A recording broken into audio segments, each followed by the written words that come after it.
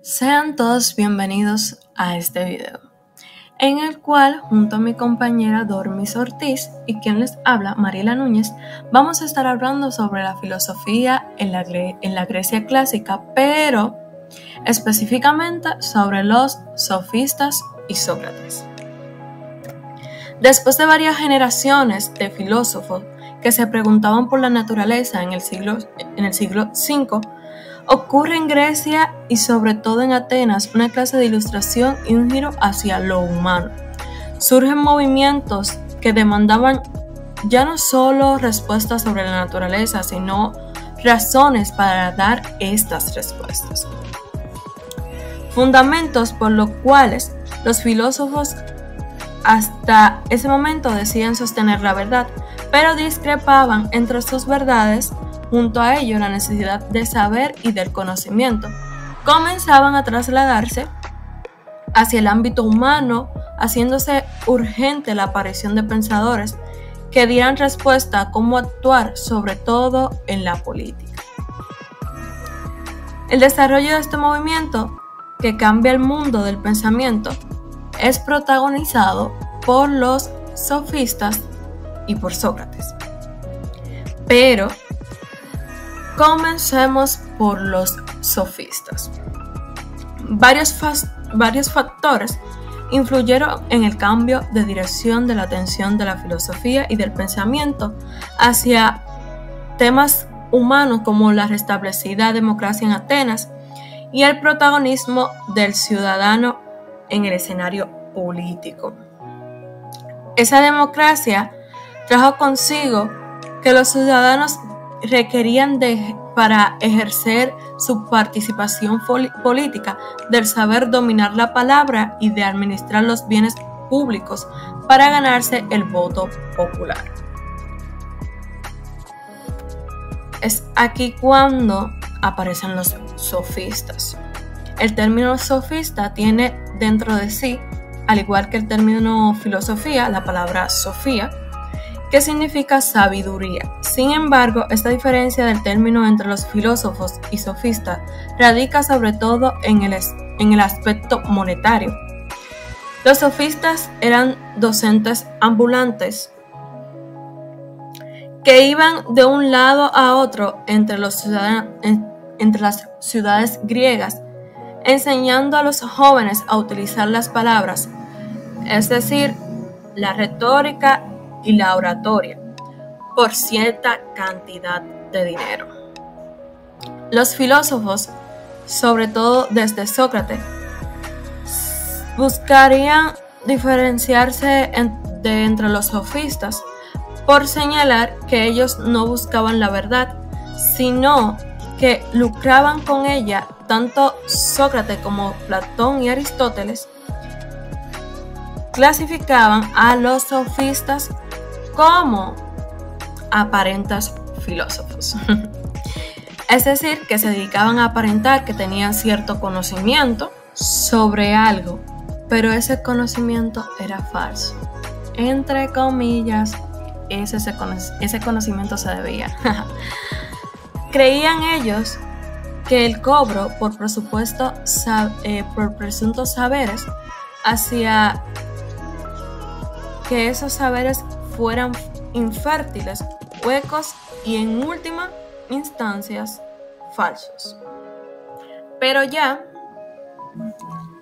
que se corrompían por su única finalidad, el oro. Entre los sofistas más famosos encontramos, por ejemplo, a Protágoras y a Gorgias.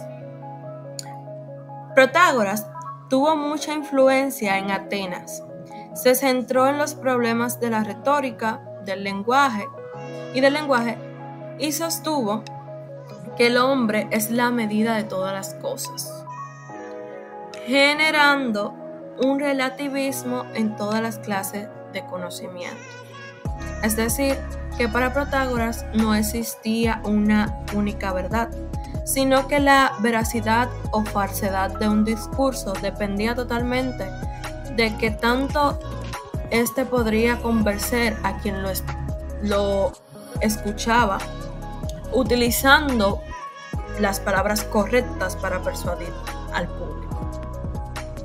Y por otro lado tenemos a Gorgias, otro famoso sofista que escribió un texto llamado Der Nocel, obra en la que expuso los problemas de querer conocer al ser que buscaban los filósofos naturalistas hasta ese momento, ya que el sofista sostenía que no existía ningún ser y que en caso de existir nadie podría conocerlo, mucho menos comunicarlo. El pensamiento de cada sofista variaba de los demás, pero si algo encontramos en común entre ellos es el escepticismo hacia un conocimiento único y verdadero que presentan al mundo real. Los sofistas afirman que estas cuestiones humanas frente a la verdad y a un discurso consistente y único se determinaban por las persuasiones y por el manejo correcto del lenguaje, haciendo de la verdad y de la falsedad algo moldeable y plástico. Los sofistas presumían así enseñar y hacer fuerte el argumento más débil y débil el argumento más fuerte. Sócrates surge como respuesta ante los sofistas, sosteniendo que hay un solo saber, una sola verdad, como la que habían buscado los sofistas anteriores, como Tales, Anaxágora o Parménides. Sócrates es una figura central en la historia de la filosofía, conocido por su búsqueda incesante de la verdad y su método único de enseñanza. Representado en los diálogos de Platón, Sócrates es visto como el paradigma del filósofo, dedicado a promover el pensamiento claro y el conocimiento de la virtud. Sócrates se distinguió de otros filósofos por enfocarse en el saber práctico más que el conocimiento de la naturaleza. Su lema, "Conócete a ti mismo", representa su filosofía, ya que creía que el ser humano puede llegar a la verdad usando su intelecto para conocerse a sí mismo y al mundo humano, más que al mundo exterior.